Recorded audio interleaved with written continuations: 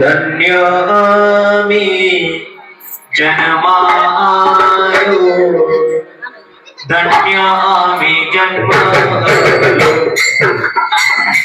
धन्य आम्ही जन्मालो,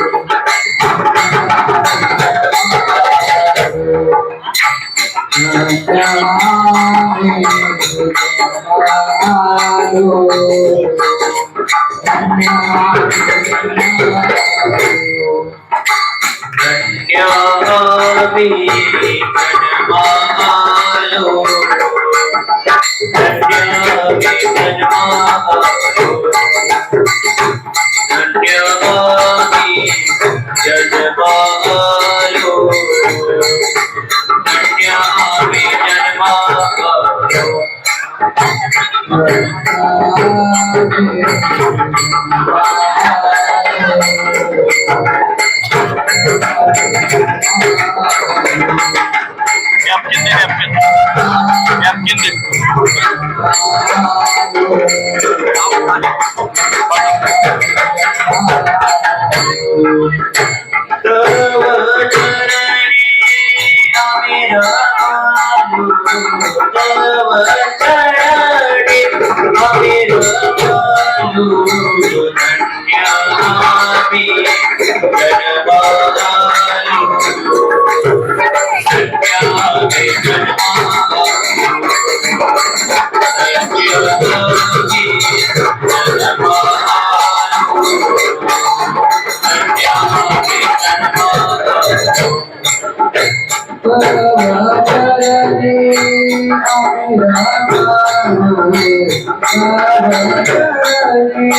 आम्ही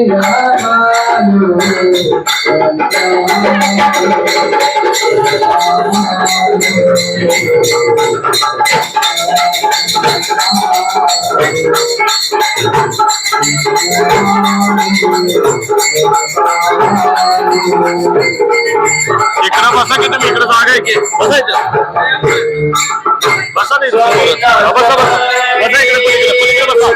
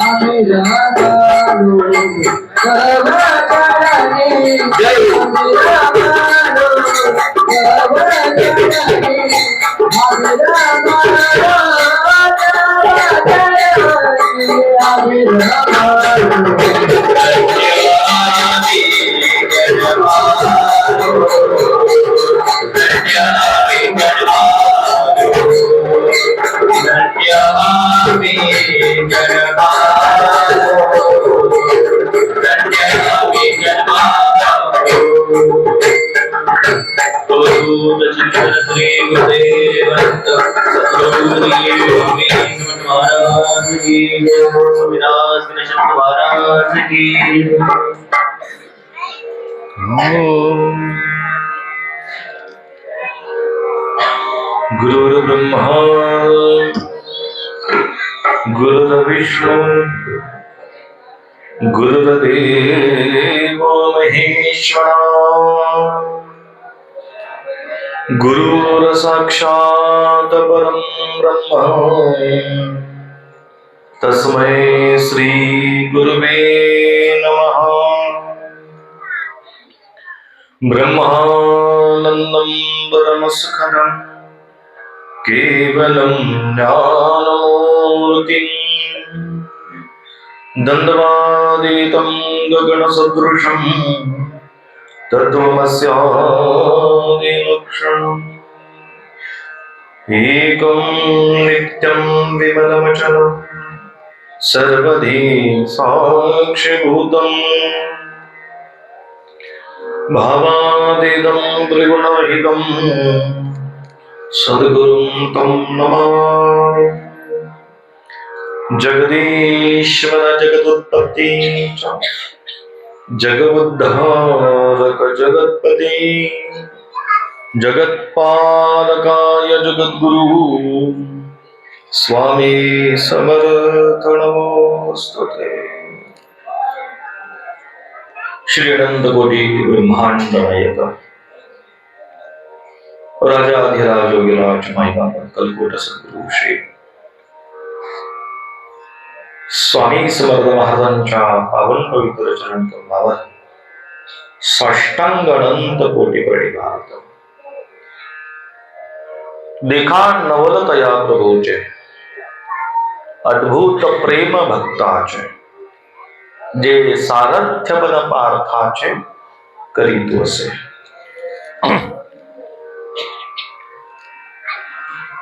या ब्रह्मांडाच्या महादरबारामध्ये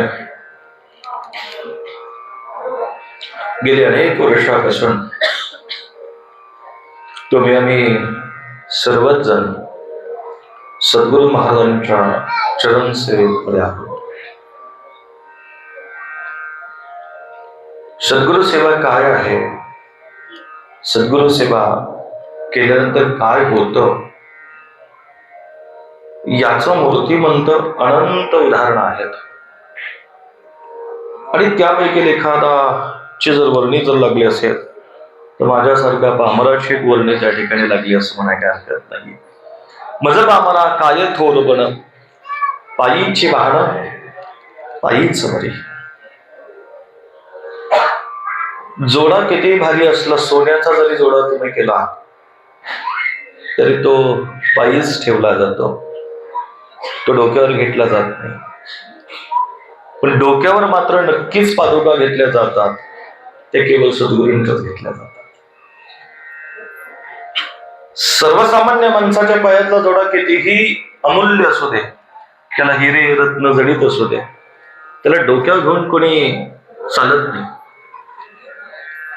तसं या परंपरेमध्ये, गुरु परंपरेमध्ये या पादुकांचं महत्व, पादुकांच्या सेवेचं महत्व आणि सेवेची फलप्राप्ती काय, तर ज्ञानोबा यांनी फार सुंदर अशी ओवी सांगितली।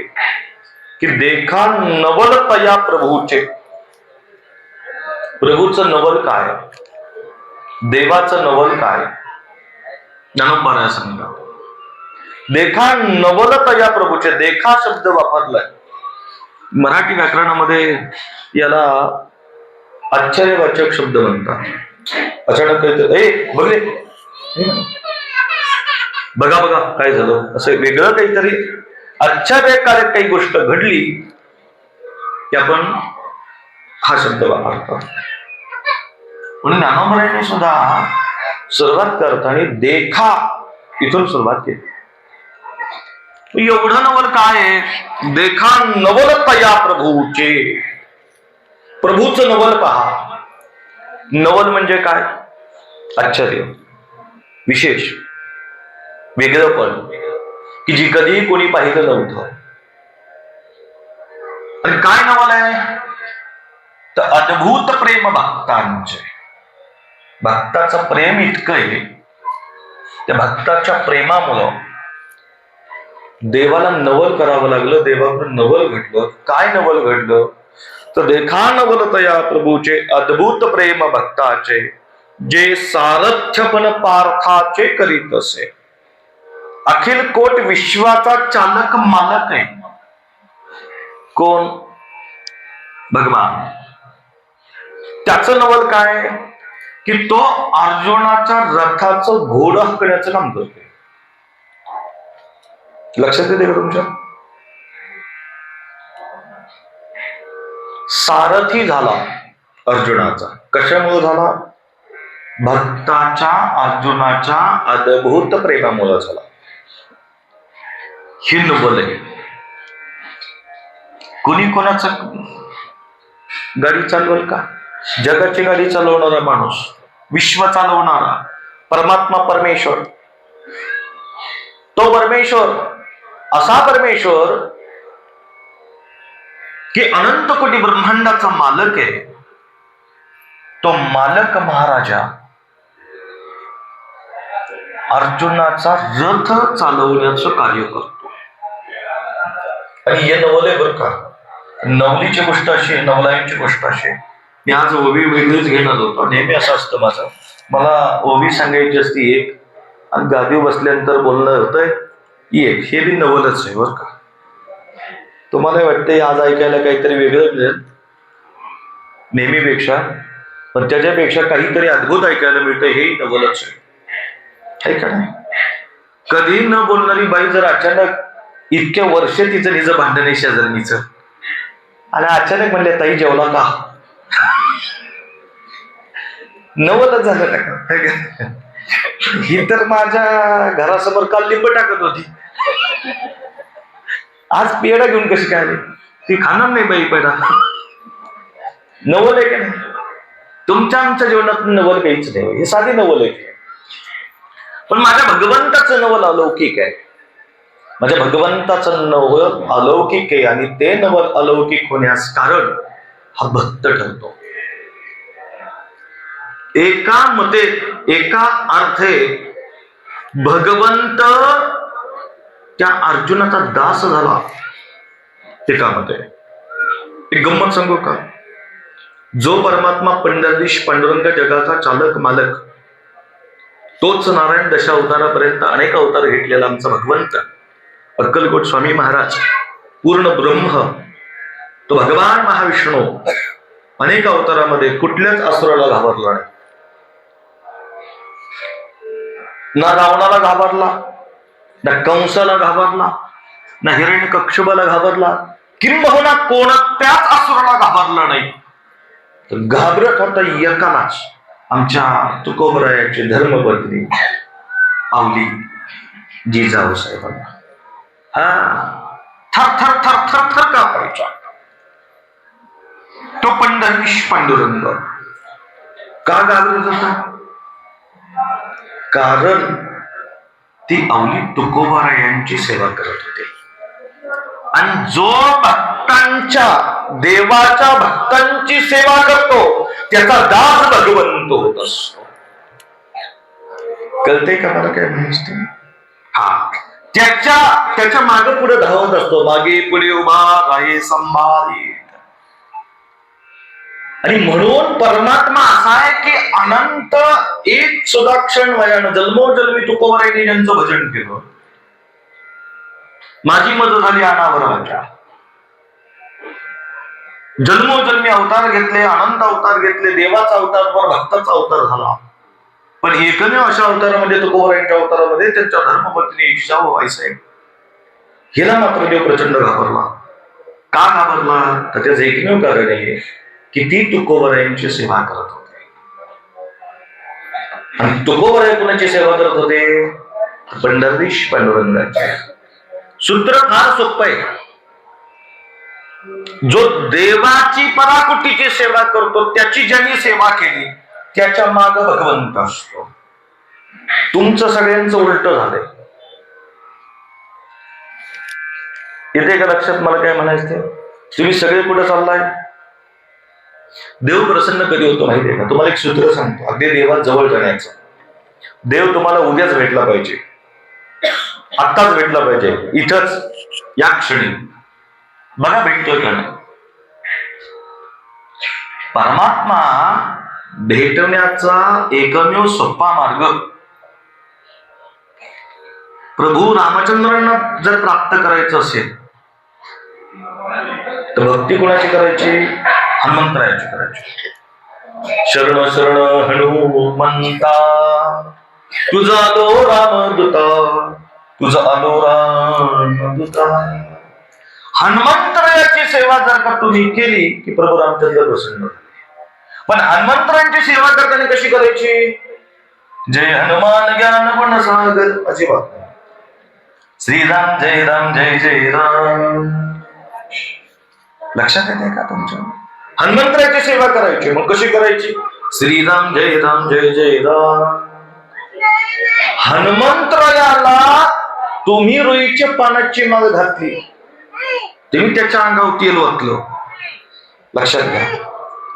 मला अजून कळलं नाही, मी बऱ्याच मारुतीच्या मंदिरामध्ये बघतो लोक मिरच्या शेवडी त्या हनुमंतरायापाशी ठेवता. सगळं तुम्ही मिरच्या का देवाला ठेवता? हे बघा, देवाला काय आवडतं काय नाही याच्या आवडीनिवडी जाणून घ्या. मुळात हनुमंतरायाच्या जवळ बसल्यानंतर तुम्ही प्रभू रामचंद्रांचं भजन करा, तर मग मात्र हनुमंतराय प्रसन्न होईल. आणि काय करेल तो? तुम्हाला रामाची भेट करून देईल. एक सांगतो, एक पराकोटीचा निश्चित कथावाचक रामायण कथाकार होते. अनेक गावोगावी जायचे, पुराणिक गोवा होते, कथाकार होते, प्रचंड अनेक ठिकाणी गेली. जवळजवळ त्यांनी त्यांचा संपूर्ण आयुष्य जीवनमान केवळ प्रभू रामचंद्राची कथा करण्यात घालवलं. आणि त्यांची एकमेव छोटी इच्छा होती की ही डोळे मिटण्यापूर्वी काय करावं? प्रभूंचं दर्शन व्हावं. पण अनेक वर्ष साधना केली, अनेक वर्ष जप केला, अनेक वर्ष तप केला, प्रभूंचं दर्शन झालं. अगदी कंटाळला तो. म्हणजे आता काय करावं काय नाही. कथा संपली आणि घरी निघाला. घरी निघाल्यानंतर त्याच्याकडे एक नित्य नियम होता. रोज घरी जाताना प्रसन्न कोण व्हावं? रामराया. बरोबर ना? अशी त्याची मनापासूनची इच्छा. कथा संपल्यानंतर कथेला काही आलेली काही फळं असायची, काही फलाहार असायचा. तर काही लोक पूर्वीची जुन्या काळी नमस्कार करून महाराजांना कोणी फळं देत होते, कोणी दक्षिणा द्यायचे. त्यातली काही 4-2 फळं जाता जाता एक पिंपळाचं झाड लागायचं. जाता ते पिंपळाच्या झाडाखाली नित्यनेमाने फळ ठेवायचा. असं गेली 36 वर्ष झालं ते रोज एक फळ ठेवून जायचा पुढे आणि मग घरी जायचा. काही ना काही बरं, काही आपल्या झोळीमध्ये थोडस तांदूळ असलं तर एक मुठभर तांदूळ ठेवायचा. त्याचा तो नियम होता. आणि त्याच पिंपळाच्या झाडावर एक ब्रह्मराक्षस राहत होता. 36 वर्षे पूर्ण झाले, ब्रह्मराक्षस प्रसन्न झाला.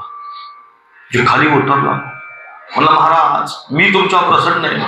जे 11 राक्षस, म्हणलं मी तुला कुठं बोलावलंय? मी रामाच्या दर्शनासाठी येतोय आणि इथे मात्र काय होतंय, हा राक्षस प्रसन्न झाला, म्हणला तुला काय पाहिजे ती माग. कथाकार होते, म्हणला तुला जर काही द्यायचंच असेल ना तर एकच दे. म्हणजे काय, मला माझ्या प्रभू रामचंद्राचं दर्शन दे. म्हणलं मग त्यांचं दर्शन मला झालं असतं, मी कशाला पिंपळगडा उलटाला टाकला असतो. लक्षात नाही तुमचं. म्हणजे मला होणार नाही ते, पण मी तुला तुझी मदत करू शकतो. म्हणजे काय, रोज तू रामरायाची कथा करतो त्यावेळेस कथेच्या शेवटी या तुम्ही दरवाजा थांबवतो, या आणि जागा भरपूर या. दरवाजाच्या शेवटी महाराज अगदी महाद्वाराच्या बाहेर एक वयस्कर वृद्ध तुमची कथा ऐकायला रोज येतो. तो वृद्ध दुसरा तिसरा कोणी नसून तो केवळ हनुमंतराय आहे. आणि जिथं रामनाम आहे तिथं हनुमंत आहे. त्याला कथा संपली की त्यांना शरण जा, तुम्हाला रामाचं दर्शन होईल. वा, झाली नेहमीप्रमाणे कथा झाली आणि कथा संपली आणि कथाकार पुराणिक धावत पळत गेले. त्या वयोवृद्ध असणाऱ्या हनुमंतरायाने रूप घेतलेल्या त्या ब्राह्मणाचं पाय धरलंय. म्हटले मला माहिती तुम्ही कोण आहे, मला माहिती तुम्ही कोण आहे. इतका वर्ष झालं तुम्ही माझी कथा ऐकताय, रामरायाची कथा ऐकताय. मी अज्ञानी तुम्हाला ओळखू शकलो नाही, क्षमा करा.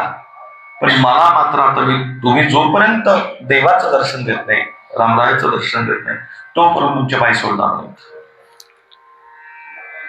आणि महाराज जसं त्यांनी त्यांचे पाय पकडले, एका क्षणात हनुमंतराय प्रगट झाले आणि हनुमंतरायामुळं त्यांना रामरायाचं आणि हनुमंताचं दर्शन झालं. कारण हनुमंतरायाला रामराय कुठे, हृदय फाटलं तर रामराय. हे कुणामुळे झालं, देखा न बोलत या प्रभूचे. कुणाचं सेवा कधी करायची हे जर तुम्हाला सगळ्यांना कळलं ना तर स्वामी महाराज सहज तुम्हाला मिळतील. लगेच तुम्ही उद्या ठरवलं मला मुख्यमंत्र्यांना भेटायचे, भेटतील का? गावच्या सरपंचाला फोन केला ते म्हणते उद्या भेटा, मी बाहेर गावी, गावातच असते पिढ्या उद्या, कुठे जात नाही ते. तरी म्हणते मीटिंग मध्ये. अरे काय मीटिंग तुझी, साध्या माणसाला भेटायचं म्हणलं तर महाराज तुम्हाला अनेक वेळ लागतो. परमात्मा परमेश्वराला भेटायचं आहे. मग माणूस योग्य जर निवडला आणि त्या सद्गुरुरायांच्या चरणावर आपलं जीवन समर्पित केलं तर भगवंत स्वामी देवांची भेट झाल्याशिवाय राहणार नाही. आणि ज्या दिवशी स्वामीरायांची भेट होईल खऱ्या अर्थाने आपलं जीवन परिपूर्ण झालं. आणि स्वामीरायांची भेट घालून द्यायला कोण आहे, केवळ सद्गुरू आहेत. आणि सद्गुरूंच्याच आशीर्वचनाने, सद्गुरूंच्याच मार्गदर्शनाने तुम्ही त्या भगवंतापर्यंत पोहोचू शकता. ज्या दिवशी भगवंताची भेट झाली ना त्या दिवशी कृपा झाली.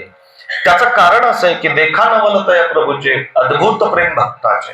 भक्ताचं प्रेम त्या देवावर प्रचंड पाहिजे. आमच्या मीराबाईचं भगवंतावर किती प्रेम होतं, इतकं प्रेम होतं महाराज, इतकं प्रेम होतं की राजाजीने तिच्या वडिलांनी विषाचा प्याला दिला. पण कृष्ण भक्ती तेवढी नाहून गेली की त्या विषाचा सुद्धा अमृत झाला. विषाचं सुद्धा अमृत झालं, इतकं भगवंतावर प्रेम होतं. जर भक्तांनी भगवंतावर प्रेम केलं तर तुम्हाला काही गोष्ट त्याला मागायची गरजच नाहीये. तो न सांगता सगळ्या गोष्टी तुम्हाला देत असतो. न सांगता तो मागतो येत्यांत विश्वी विश्वंभर परिहार रचना. आमचे काशीचे पुराणिक गोवा प्रसिद्ध प्रचंड महाभयंकर ज्ञानी विद्वान, इतके ज्ञानी की प्रकांड पंडित, आणि धर्मशास्त्रातल्या काही अनेक गोष्टी जाणून घेण्यासाठी त्यांनी अनेक धर्म पेटवल्या. धर्माचार्यांना जाऊन त्यांच्यावर धर्मसंवाद केला, परंतु त्यांच्या मनाचं काही समर्थन किंवा निरसन झालं नाही. काशीकर स्वामींनी काय करावं, काशी सोडली आणि या भूलोकातले जेवढे धर्मपीठ आहे त्या ठिकाणी त्यांच्या मनातल्या अनेक गोष्टी धर्माच्या बाबतीतल्या शंका निरसन करण्यासाठी तीर्थयात्रा चालू केल्या. आणि कर्नाटकातून केरळमध्ये गेल्यानंतर त्यांना दृष्टांत झाला, काशीकर स्वामी तुम्ही जे काही भ्रमंती करता ही भ्रमंती तातडीने थांबवा आणि अक्कलकोटास या. जसं दृष्टांत झाला तसं काशीकर स्वामी महाराजांनी भ्रमंती थांबवली आणि मजल दर मजल करत अक्कलकोटास आले. अक्कलकोटात ज्यावेळेस महाराजांकडे आले त्यावेळेस महाराजांच्या सानिध्यामध्ये पोहोचल्यानंतर महाराज खासबागेमध्ये निवांत भक्तांसमवेत आनंदाने बसले होते.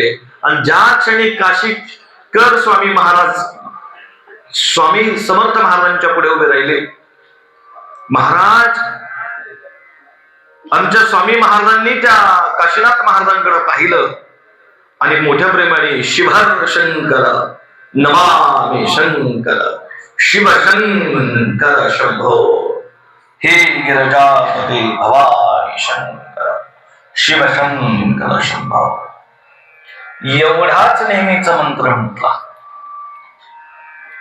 आता स्वामी महाराज जप कोणाचा करतात? नामस्मरण कोणाचं करतात? आधी नाथ भवानी शंकराचा. तुम्ही जप करताय कोणाचा? अक्कलकोट स्वामींचा. स्वामींना काय आवडतंय? भगवान शंकराची उपासना. तुम्ही करताय कोणाची उपासना? स्वामींची उपासना. मग एक माल स्वामींची केली की एक माल तुम्ही नमःशिवायची केलीच पाहिजे. त्यांना जे नाव आवडतं ते तुम्ही त्या नावाचा जप केला की भगवंत तुमच्याकडे धावत आला. कारण भगवंताचं, माझ्या स्वामींचा निवास भगवंताच्या नामात आहे, जपात आहे. स्वामी नाम तारक नाम आहे. तुम्ही अनेक संकटातून तरुण जाल, पण त्याचबरोबर एक ओम नमः शिवायची केली तर परमात्मा परमेश्वर त्यांची तुमची भेट होईल. आणि काशीनाथ स्वामी महाराज जशा अक्कलकोटात बसले, महाराजांच्या मुखातली वाणी ऐकली आणि जे स्तब्ध उभं राहिले की बराच वेळ स्वामी महाराज आणि काशीनाथ स्वामीजी एकमेकांकडे पाहता येते, डोळ्यातून घळघळ अश्रू वाहता येते. बराच हजारो लोक स्वामींच्या जवळ सानिध्यात बसलेले.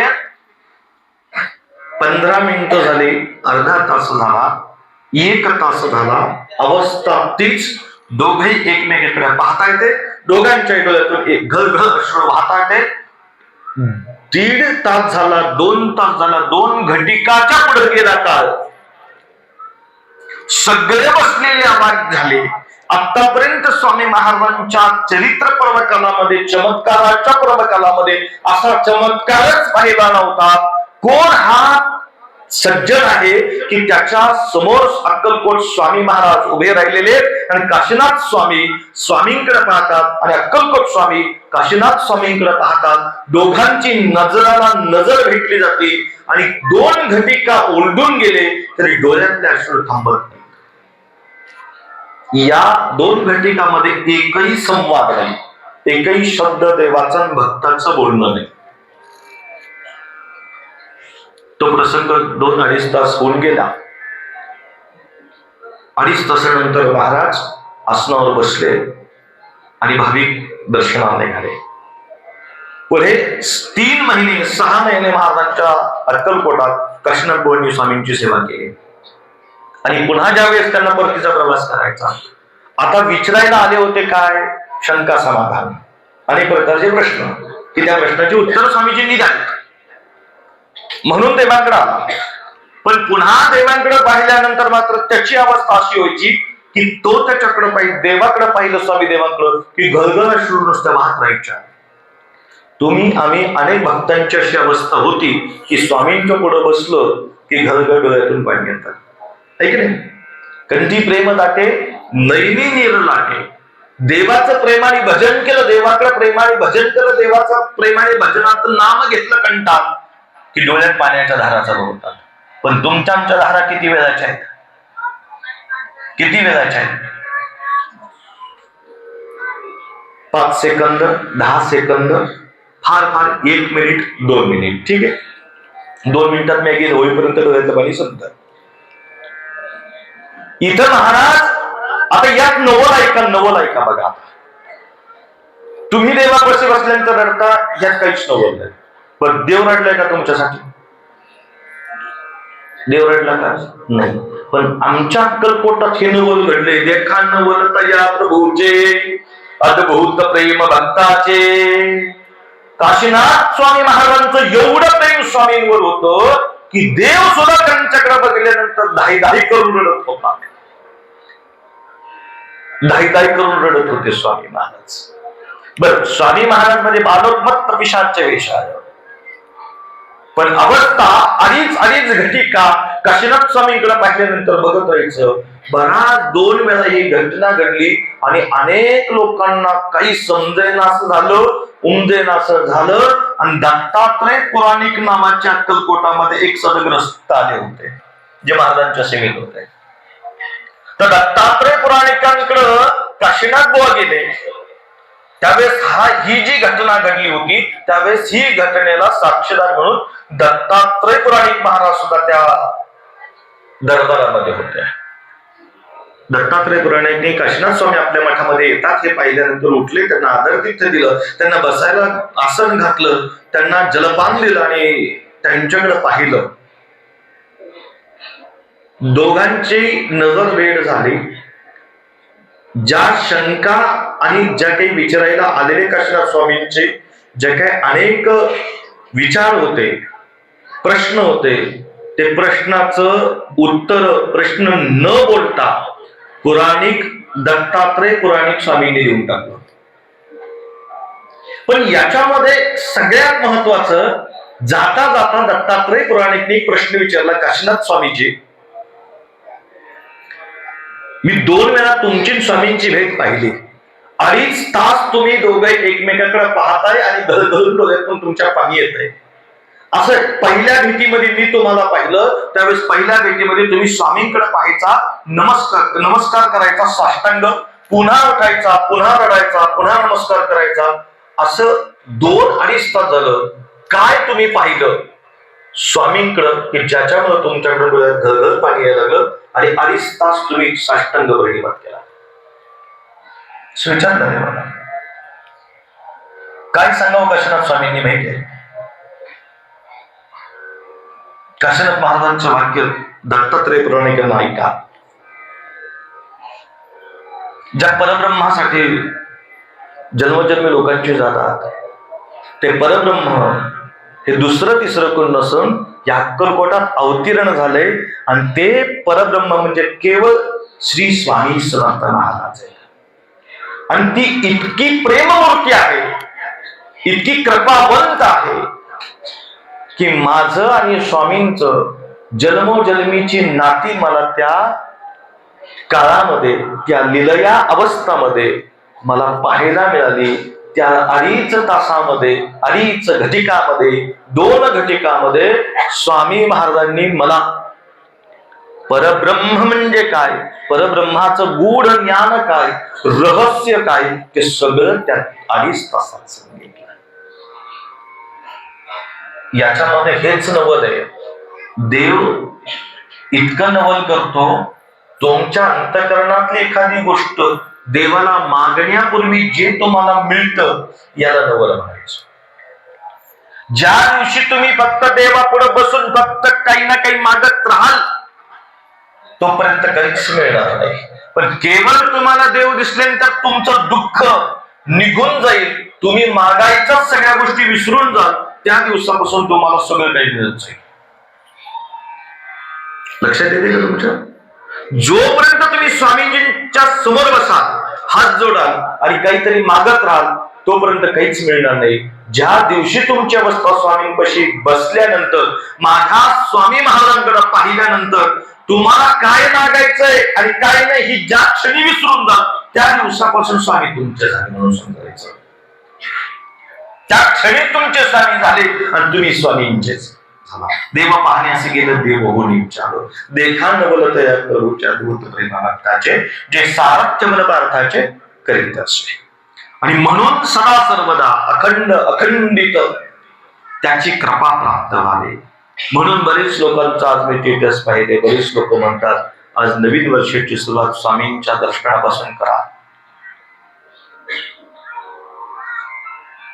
अगदी बरोबर आहे, छान संकल्प आहे. पण 1 जानेवारीला दर्शन करायचं, 2 जानेवारीला गायब व्हायचं. पुढच्या वर्षीच जाईल की 1 जानेवारीला मठात आला तर कसं काय व्हायचं? आणि आपली हिंदू सनातन धर्म संस्कृतीनुसार आपलं नवीन वर्ष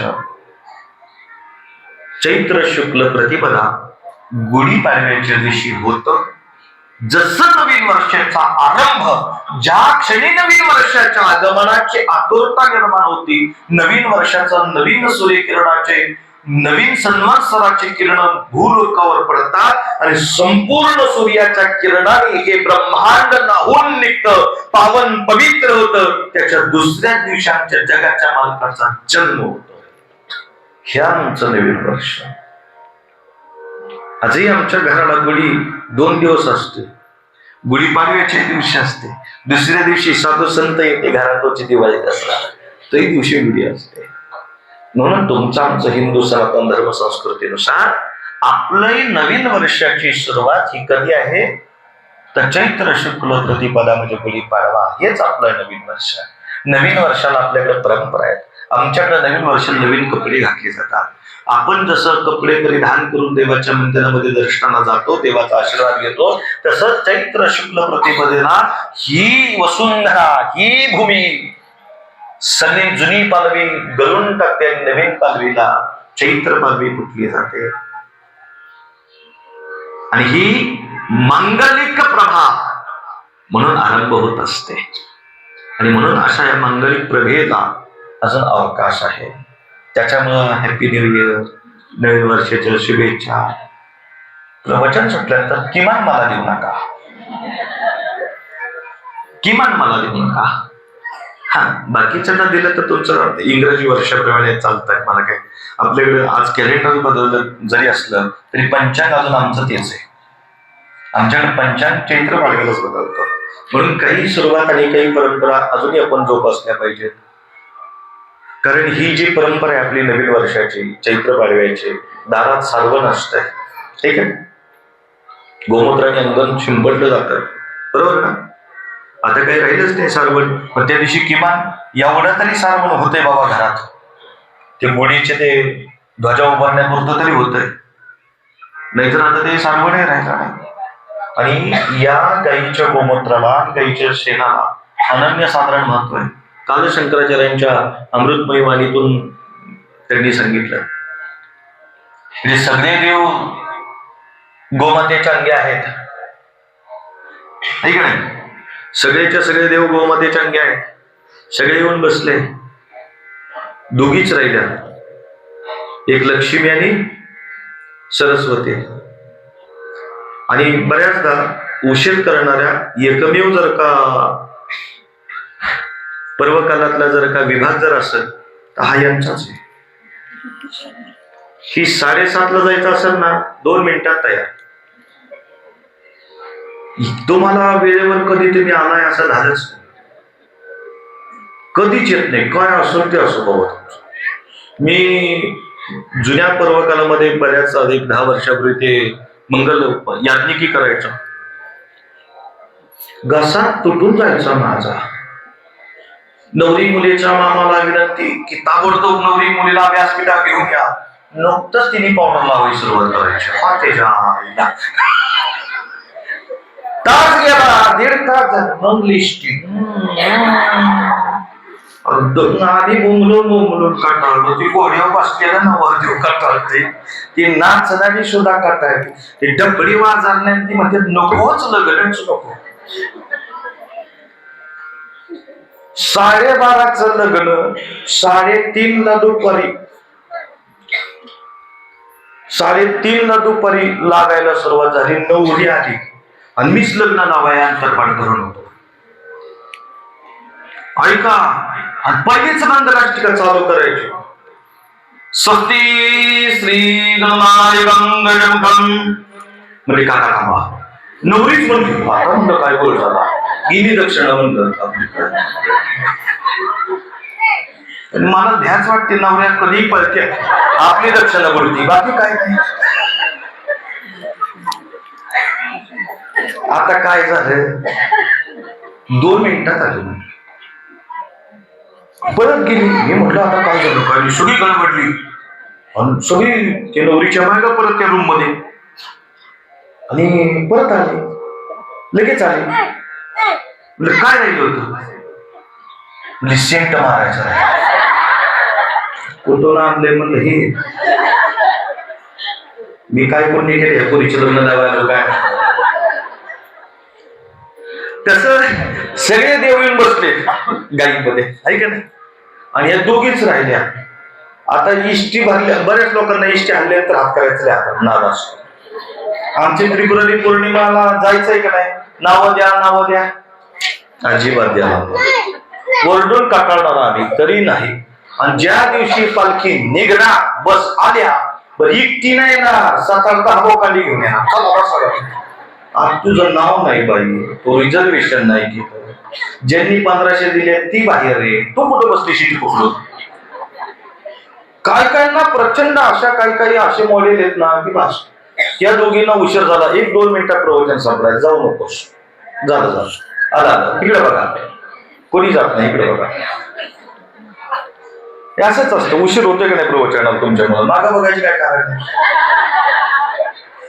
ह्यांनी कोणीच बघितलं नाही मागं. आणि झालं बाबा की आईसाहेब लक्ष्मी आणि सरस्वती आल्या, तोपर्यंत गाईच्या अंगात जागाच नाही राहिली कुठं बसाय, जागाच नाही लक्ष्मीला आणि सरस्वतीला. आणि मग आता त्या दोघींना मनापासून अंतःकरणापासून इच्छा की गोमातेच्या अंगामध्ये आपला प्रवेश व्हावा, म्हणून या दोघींचा प्रवेश झाला. गाईच्या शेणामध्ये लक्ष्मी आली आणि गोमूत्रामध्ये सरस्वती आली. म्हणून कुठलाही धार्मिक कार्यक्रम सुरू झाल्यानंतर पहिलं काय शिकवलं जातं, गोमूत्र. अपवित्रम पवित्र वा, कारण ज्या ठिकाणी गोमूत्र शिपडलं जातं ती जागा पवित्र होऊन ज्ञान त्या ठिकाणी येतं. काय येतंय, ज्ञान येतंय. आणि मग शेणाने सारवलं जातं, ती शेण म्हणजे मग लक्ष्मी येते. यज्ञकुंड आहे की नाही सारवायला, लक्ष्मी येते. काही काय बाई म्हणतात, महाराज तुम्ही वास्तुशांती उक्ती घेतली, तुम्ही सारवा. समाज आता ती पाडव्याला ते आपण चिन्ह काढतो, काय चिन्ह बायांना माहितीच नाही. बघा आपलं काहीतरी गोल करणं, पुढे 2 चिमण्या काढतात, कुठं 2 शेग काढतात, त्याला डाळी चिटकावतात, आणि एखाद्या बाईला विचारला होय काय काय नाही तसं करतात, बस माहितीच नाही आम्हाला. तर पुन्हा त्याला लिंबाचे 2 पाला जोडणार. शास्त्र आहे त्याला, ते शुभचिन्ह आहे. प्रत्येक चिन्हाला महत्व आहे, ब्रह्मध्वजाला महत्व आहे. त्याच्यावर मी गुढीपाडव्याची गुढी कशी उभारायची याच्या विशेष प्रवचन गुढीपाडव्याच्या अगोदर येणाऱ्या गुरुवारी करणार आहे. तुमचा जास्त वेळ घेत नाही. देखा नवलत या प्रभूचे अद्भुत प्रेम भक्ताचे. आता ऐका, इतकं प्रेम आहे देवाचं, पण कधी देवाचं प्रेम, देव आपल्याकडं आपला अंकित कधी होतो, भक्ताचं प्रेम तितकं पाहिजे तेव्हा देव आपला अंकित होतो. म्हणून तुम्हा सगळ्या भक्त परिवारांचं प्रचंड स्वामी महाराजांवर निस्वार्थ भक्त्यंतकरणातलं प्रेम आहे. तेवढंच प्रेम आमच्या या स्वामी परिवारातले सगळे माझ्यासारख्या पामरावरही करतात. हेच नवल आपलं आजचं आहे. आणि तुमच्या सगळ्यांच्या प्रेमापोटी माझ्या अक्कलकोट सद्गुरू स्वामी महाराजांच्या आशीर्वादाने पूज्यपाद अखंड हृदय निवासी श्री गुरुनाथ अण्णूजी महाराजांच्या कृपाशीर्वादाने जो काही काल परवा अखिल संत मंडळीच्या साक्षीने जे राष्ट्रसंत पद प्राप्त झालं, त्यानिमित्त सगळ्यांनी प्रचंड प्रचंड प्रचंड महाप्रचंड असा प्रेमाचा वर्षाव आणि शुभेच्छांचा वर्षाव माझ्यावर जो केला आशीर्वाद रूपाने, तोच आता स्वामी बरोबरातल्या काही अनेक सगळ्या महिलांनी आशीर्वचन म्हणून हा जो काही मान सन्मान तुम्ही सातत्याने माझा करत असता, तर मी पुन्हा एकदा नम्रतेने अगदी निश्चित सांगेल, मजब आम्हाला काय थोरपणा. हे वर्ष जे आहे ते पराकोटीचं स्वामी महाराजांच्या आशीर्वादाने, पराकोटीचं आशीर्वचनाने कृपेचं गेलं. त्याचं एकमेव कारण असं, आपल्या मठासाठी की या वर्षात 2 अशा आशीर्वाद मिळाले की एक म्हणजे स्वामीदास ही पदवीचा आशीर्वाद मिळाला आणि दुसरी राष्ट्रसंत म्हणून त्या ठिकाणी आशीर्वाद मिळाला. याला एकमेव कारण म्हणजे भक्तांचं आणि ते भक्त परिवाराचं असलेलं प्रेम.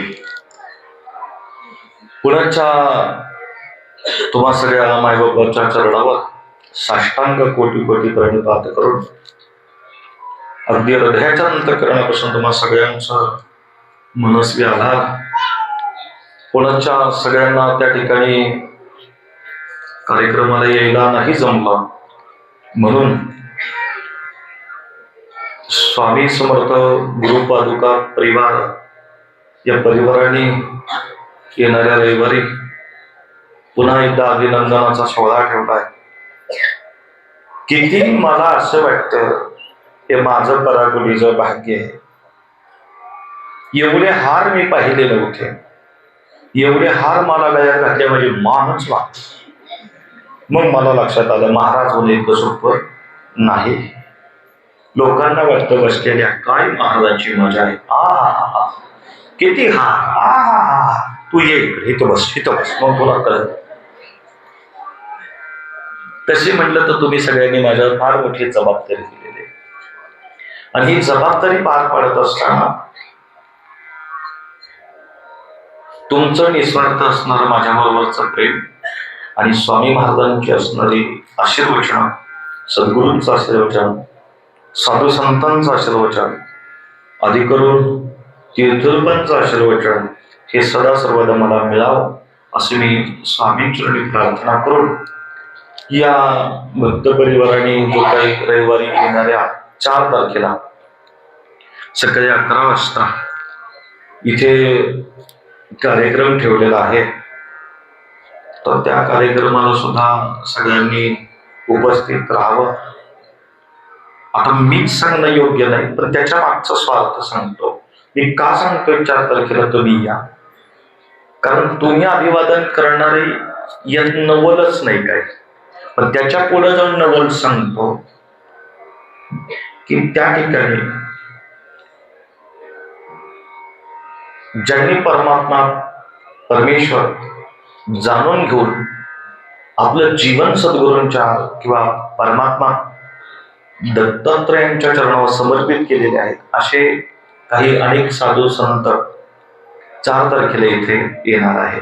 आणि ज्या ज्यावेळी साधू संत आपल्या मठामध्ये येतात तो दिवाळी आणि दसराच आहे. माझ्यासारख्या येण्याचं दर्शन तुम्हाला रोज होईल, पण पुण्यात्मे काही या ठिकाणी, महात्म्य काही या ठिकाणी 4 तारखेला येणारेच सकाळी 11 वाजता. तर त्याही सगळ्यांचं संत दर्शना लाभ पद्मनाभ जोडीला. संतांच्या दर्शनाने हा पद्मनाभ त्या ठिकाणी तुम्हाला प्राप्त होईल. केवळ श्री गुरुदर्शनाने अनंत पापांचा नाश होतो आणि सगळ्या सद्गुरूंचं एका व्यासपीठावर जर का दर्शन झालं तर पापच राहत नाही. आणि म्हणून काय करावं लागेल, एकच करा, तुम्ही स्वामींचे चिंतन करा, महाराज तुमची चिंता करते.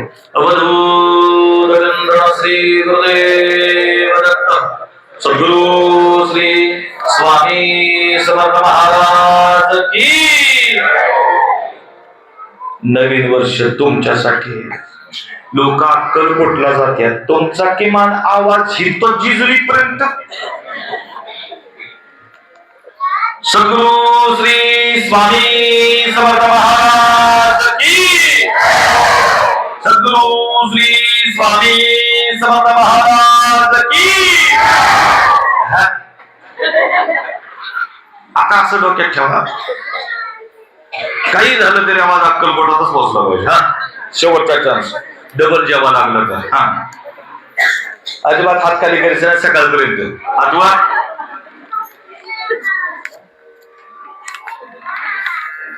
आता म्हणतील काय काय बाया घेतल्याच हात खाली. मी सांगतोय काय तुम्हाला ना, अजिबात लईच कटा. तुम्हाला काय वरच्यावर उचलून का देऊ. देव पाहिजे पण देवाकडे जायला गावाकडे. हा शेवट हा सगळे बाहेरच्यांनी हात वर करा. एक साथ सद्गुरु श्री स्वामी समर्थ महाराज की. बस अशी ऊर्जा तुमच्या अंतःकरणामध्ये सदा सर्वदा राहो.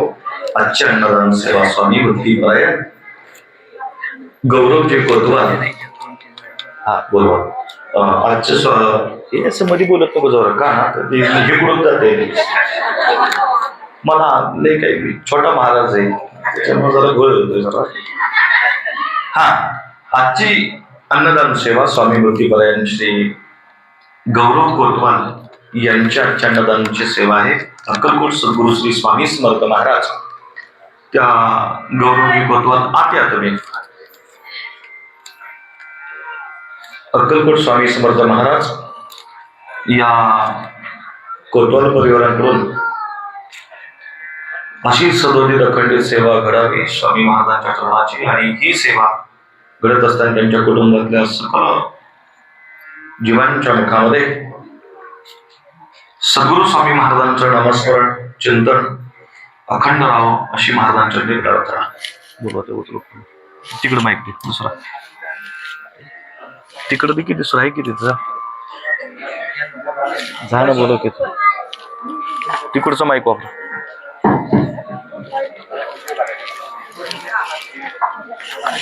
रोहन बाहेर उभा आहे. रोहनची बायको काय त्याला मधून घेऊन इकडे ऑफिस मध्ये जा. ये इथूनच क्षत्रिय कुलावतंस सिंहासनाधीश्वर श्रीमंत श्री छत्रपती शिवाजी महाराज की जय. श्री स्वामी समर्थ. आदरणीय गुरुवर्य डॉक्टर स्वामीदास गणेशानंद महाराज आणि सर्वप्रथम तुम्हाला सर्वांना नवीन वर्षाच्या हार्दिक शुभेच्छा. परमपूज्य डॉक्टर स्वामीदास गणेशानंद महाराज यांना राष्ट्रसंत पुरस्कार मिळाल्याबद्दल त्यांचे हार्दिक अभिनंदन. तसेच या सोहळ्याचा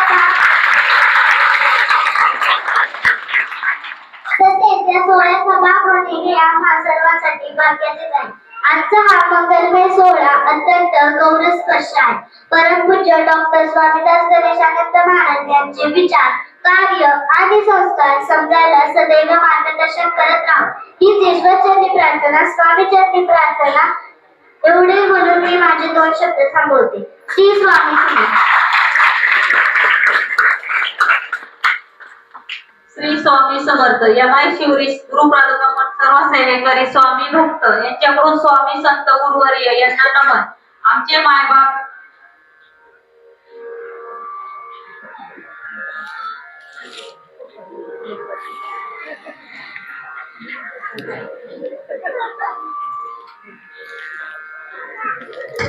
कोण बोलतय ते कळू दे की लोकांना.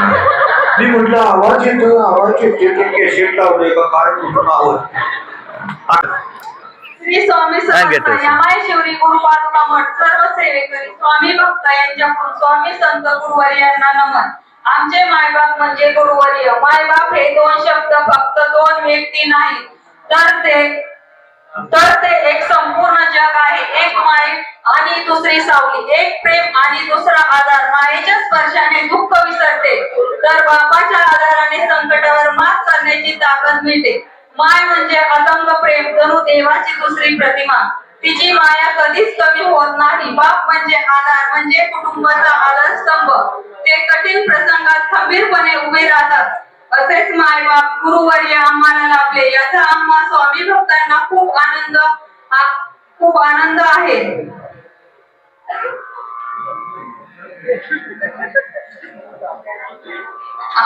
आपला कृपा आशीर्वाद कायमस्वरूपी असावा ही स्वामी चरणी प्रार्थना.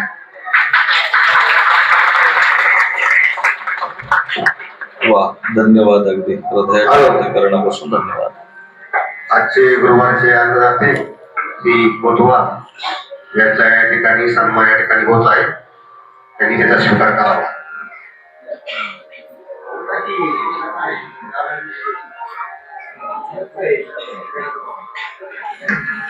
अक्कलकोट निवासी स्वामी समर्थ महाराज की सद्गुरु श्री स्वामी समर्थ महाराज की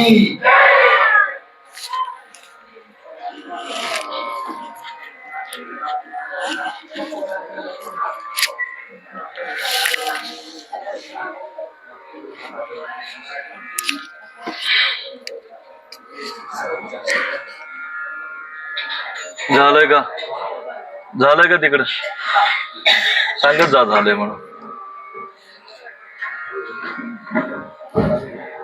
झालेली सेवा सद्गुरूंचरणी समर्पित करून पुन्हा एकदा स्वामी चरणात साष्टांग दंडवत किंबहुना प्रणिपात. तुम्ही केलेला हा आदरातिथ्य लेकरावर केलेलं प्रेम अगदी नम्र झाला होता.